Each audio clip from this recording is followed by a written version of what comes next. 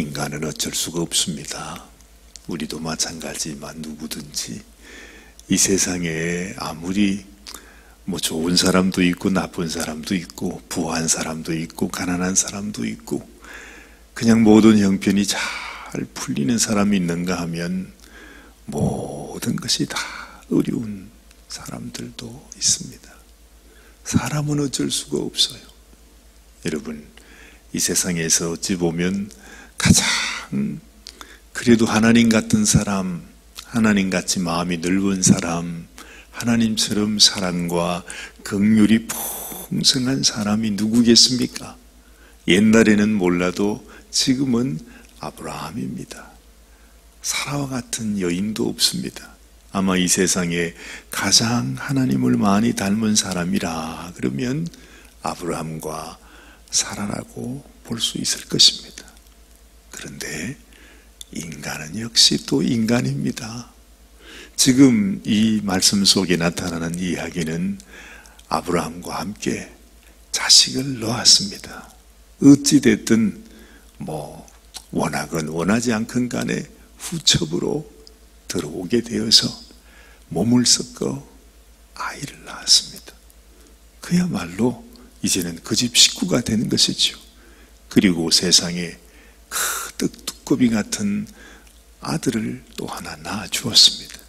이 정도 되면 우리나라나 이스라엘이나 다 같이 주인만이면 더 뒷간으로 가고 이제 이 하갈이 그 집 마나님이 되는 것 눈에 보지 않아도 선합니다. 그러면서 세상에 이 사라 마님이 얼마나 마음이 좋은지 하여튼 이 모든 일을 이룬 분이 바로 그 마님이셨습니다.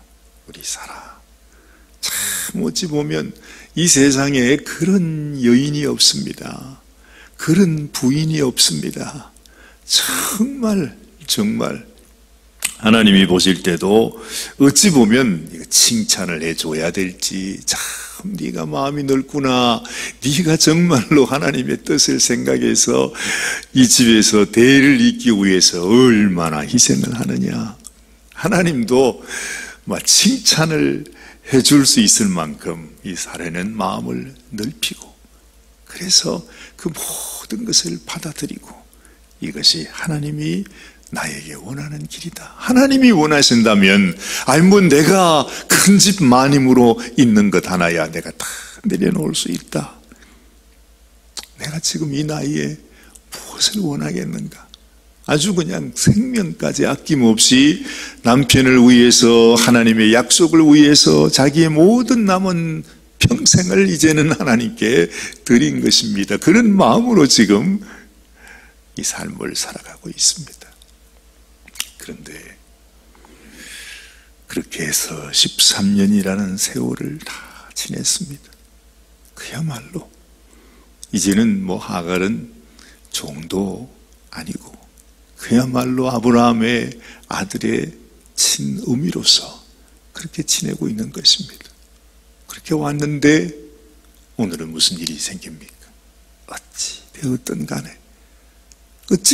간에 이 하갈과 그렇게 사랑받고 아브라함에게 그렇게 큰 은혜를 받으면서 지냈던 이 이스마엘이 단 하루아침에 쫓겨나는 신세가 된 것입니다. 이건 보통 일이 아니잖아요. 그야말로 하갈도 하갈이겠지만은 아브라함이 정말 그래도 자기에게 아들을 낳아준 어쨌든 이제는 부인과 같은 그런 사람입니다. 하갈이. 그리고 이스마엘은 정말로 이 아브라함은 불과 얼마 전까지만 해도 하나님 내게는 이스마엘밖에 없습니다. 이스마엘이 나의 아들입니다. 그가 나의 후사입니다. 나의 상속자입니다. 내 대를 이어나갈 나의 아들입니다. 이렇게 얼마 전까지만 해도 하나님 앞에 그렇게 고백하던 아브라함이었습니다. 그렇다면 아브라함은 이스라엘을 얼마나 끔찍히 여겼겠습니까? 얼마나 끔찍한 그런 아들이었겠는가 하는 것입니다. 그런데 지금 하루아침에, 그야말로 하루아침입니다, 이 이스마엘이 이삭에게 실수하는 것을, 실수인지는 모르지만 어쨌든 그 모습을 보고 난 이 사라가 그냥 아주 결단을 하고서 이 아브라함에게 이스마엘과 하갈을 쫓아보내야 됩니다 하고 말했고, 아브라함은 너무나 큰 근심 중에 근심을 하다가 하나님의 음성을 듣고 하나님께서 네가 사라의 말이 옳다, 너는 그의 말을 들으라 해서 지금 그를 쫓아낸 것입니다. 자, 또 이제 하갈과 이스마엘 입장에서 생각해 보면 정말로 이건 뭐 말로 표현할 수 없는 정말 끔찍한 일입니다. 하루아침에 집도 절도 없는 그런 방랑자가 되었습니다. 노숙자가 되었습니다. 모든 인생의 소망이 다 끊어졌습니다. 뭐 얼마 동안 나갔다가 뭐 잊을만 하면 다시 들어오라, 이게 아닙니다. 완전히 그냥 영원히 끊어지는 것입니다. 그 일을 아브라함이 이렇게 했습니다. 참, 이 세상에서 일어나는 이런 일들을 우리가 어떻게 감당할 수 있을까? 우리 인생들도 살아가다 보면 내가 어찌할 수 없는 이런 일들을 우리가 만나는 경우들이 있습니다. 우리는 결정을 하지 못해서 늘 그냥 방황하고 고민하고 걱정하고 그 짐을 지고서는 평생을 그냥 가게 되죠. 그래서 인생이 괴로운 거죠. 그런데 아브라함은 결단을 했고 또 하갈과 이스마엘은 버림을 받았습니다. 근데 참 놀라운 것은 그렇게 아브라함에게는 버림받을 수밖에 없는 그런 인생이었지만 그럼에도 불구하고 하나님은 그들을 버리지 아니하셨다 하는 것입니다. 사실 하갈이 무슨 죄가 있습니까?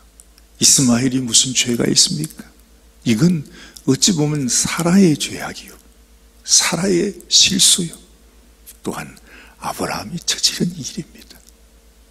어찌 보면 이 하갈과 이스마엘은 희생자라고 해도 사실은 과언이 아닙니다.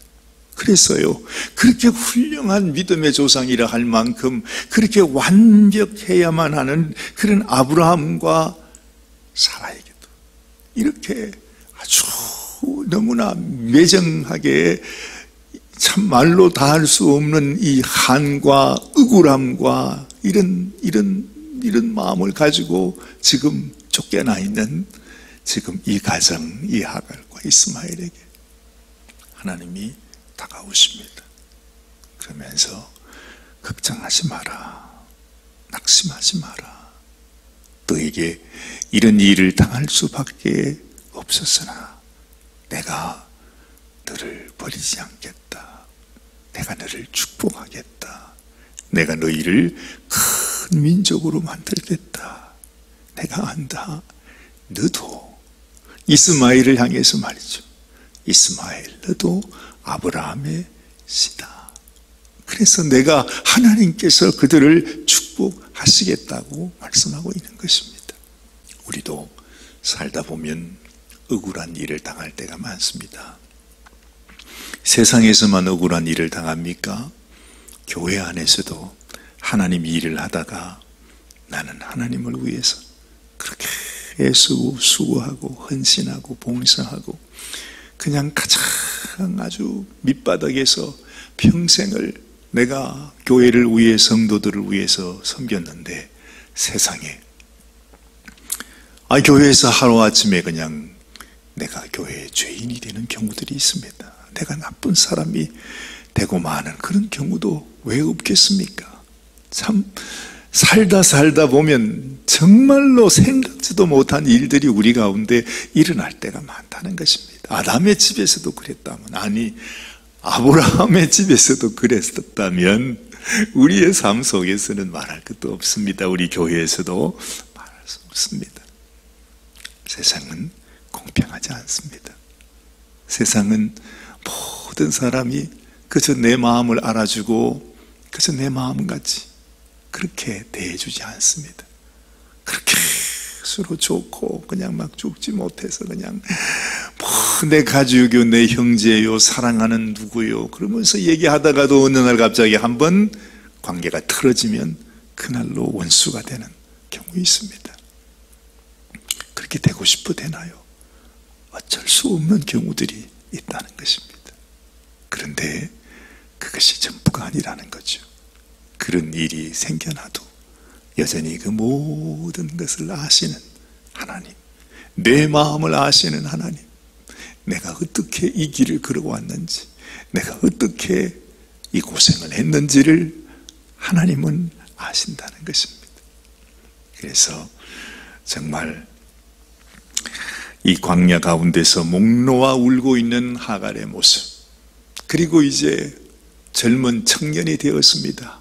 이스마엘도 그 광야에서 이제는 물이 떨어지고 목이 가라고 갈 데는 없고, 한국의 잼부리에서 그냥 그 태양볕에 있는 게 며칠을 견디지 못해서 막 다 떠나갔다 그러지 않습니까? 핑계는 폭풍의 핑계가 돼서 구실이 참 잘 됐습니다만은 하여튼 며칠 있지 못하고 그 큰 행사가 그냥 다 중단되고 말았어요. 그런데 이스마엘은 도대체 며칠 몇 날을 그 태양볕 사막 속에 광야에서 살았는지, 그래서 이스마엘은 그 속에서 죽어갑니다. 죽어가는 아들을 보지 못하는 의미가 토굴하고서 도무지 볼 수가 없어서 말이죠. 그 아들의 참혹한 모습을 보지를 못해서 거기에 있지 못하고 저기 화살 쏠 만한 거리에 있었다니까 한 100m는 떨어져 있었겠죠. 그러니까 멀리 있는 아들을 보면서, 죽어가는 그 아들을 보면서 통곡을 하고 있으니 하나님의 천사가 나타나서 걱정하지 마라, 내가 너를 축복해 주겠다, 그 약속을 하고 있는 것입니다. 아무리 세상에서 어려운 일을 당하고, 우리 아무리 어떤 명분에 의해서 내가 희생하고 참 이런 고통을 겪는 일이 있어도, 사람에게는 내가 잊은 바 되고 버려진 바 되고 정말로 참혹한 인생이 되게 되는 그 시점에 가서도 하나님은 여전히 우리를 기억하시고 우리를 돌보시는 하나님입니다 하는 것을 우리는 이 말씀을 통해서 알게 되는 것입니다. 자, 오늘 여기 보십시오. 18절 말씀, 일어나 아이를 일으켜 네 손으로 붙들라, 그가 큰 민족을 이루게 하리라 하시니라. 그 약속만 하신 것이 아니라 19절에는 하나님이 하갈의 눈을 밝히셨으므로 샘물을 보고 가서 가죽 부대에 물을 채워다가 그 아이에게 마시게 하였더라. 우리 힘든 상황에서도 피할 길은 있습니다. 우리가 우리 신세만 생각하고 내 억울함만 생각하고 내 신세만 타령하고 있으면 아무것도 보이질 않아요. 근데 하나님께서 은혜로 정말 죽을 것 같았는데 이제는 죽는구나 생각했는데 하나님이 눈을 딱 밝혀주니까 세상에 지금까지는 보이지 않던 우물이, 그 샘이 눈에 딱 들어오는 것입니다. 자, 그렇죠. 그래서 우리가 언제나 내가 아브라함의 위치에 있든지 아니면 버림을 받아 이렇게 고통받는 하갈과 이스마엘의 위치에 있든지 언제나 우리들에게 은혜와 긍휼을 부어주시는 하나님을 향하여, 주님을 향하여 기도하며 나가게 될 때 하나님은 또한 살 길을 열어주신다 하는 것이죠.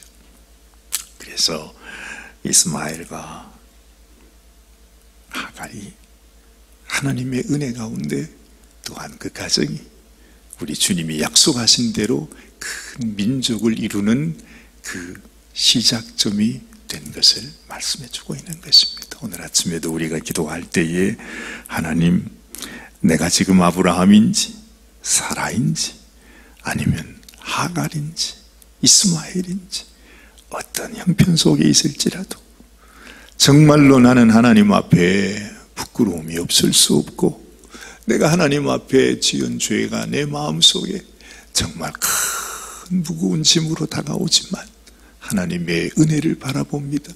하나님의 긍휼하심을 믿습니다. 나같이 못난 놈, 이 세상에서 버림을 받고 나 자신도 용서할 수 없는 그런 악한 인생이라 할지라도 인생을 향하여 은혜 베풀어 주시기를 멈추지 아니하시는 그 하나님을 바라봅니다. 나에게도 주의 은혜와 긍휼을 부어 주시옵소서. 주님을 바라보며 나아갑니다. 하나님께 기도하는 이 아침이 되시기를 바랍니다. 기도하십시다. 하나님 아버지, 그렇습니다. 우리는 절망할 때가 있습니다. 아무 소망이 없어서 마음에 한을 품고 정말 나를 억울하게 만들고 서운하게 만들고 나의 소망, 나의 기쁨, 나의 모든 인생의 행복을 다 빼앗아가 버린 그들을 향해서 주님, 정말 평생 눈이 감기기 전까지 그러한 마음을 가지고 살아가는 인생들도 얼마나 많이 있습니까? 그러나 주님, 내가 이 세상에 어떤 형편이 있든지 그러나 우리를 바라보시는 하나님의 눈길, 하나님의 손길, 하나님의 사랑은 한량 없는 은혜와 사랑과 긍휼의 하나님인 것을 기억합니다. 우리가 하나님을 바라볼 때 여전히 하나님께서 우리를 축복하시고 우리에게 은혜를 베푸시고 우리를 통해서도 하나님의 뜻을 이루어 가신다고 하는 이 놀라운 교훈을 우리 마음속에 깊이 생각하게 하옵소서. 모든 것이 다 끊어지고 모든 소망이 다 끊어질 때도 우리가 하나님을 향하여 나아갈 때 하나님께서 또한 우리의 눈을 밝혀주시고 샘을 발견하게 하시고 또한 우리가 살아갈 수 있도록 하나님이 인도해 주시는 것을 또한 압니다. 하나님, 주님 앞에 우리의 삶을 맡겨드리기를 원합니다. 주의 긍휼 안에 살기를 원합니다. 주의 인도하심 가운데 살기 원합니다. 주님이 부어주시는 주의 놀라운 이 긍휼과 주의 은혜가 우리에게 끊어지지 않도록 주께서 도와주시옵소서. 오늘도 우리를 사랑하시는 우리 주님 앞에 감사와 영광을 올려드리옵고 우리 주님 예수님의 귀하신 이름 받들어 간절히 기도드리옵나이다. 아멘, 아멘, 아멘.